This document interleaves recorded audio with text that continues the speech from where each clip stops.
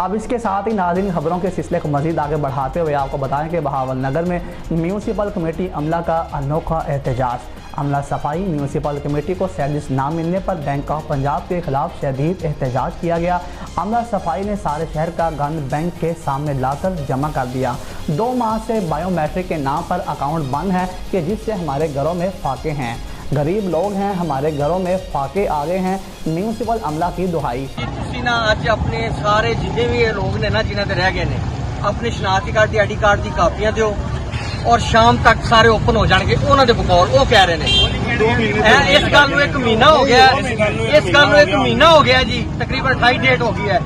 वो इस तरह ही कह रहे हैं जी, सुबह आ जाना, शाम को आ जाना, कल पता कर लेना, 2 दिन रुक जाओ, इस तरह करते 28 तारीख हो गई है। बैंक अमला घंटों बैंक में बिठाकर जलील करता है, रोज चक्कर लगाकर थक गए हैं। अगर आज हमारा मामला हल नहीं हुआ तो बैंक के दरवाजे पर सारे शहर का गन डाल देंगे। स्टेट बैंक की जानिब से बायोमेट्रिक करवा रहे हैं जिससे ताखीर हो रही है। बैंक मैनेजर का कहना है कि स्टेट बैंक की जानिब से बायोमेट्रिक करवा रहे हैं जिससे ताखीर हो रही है।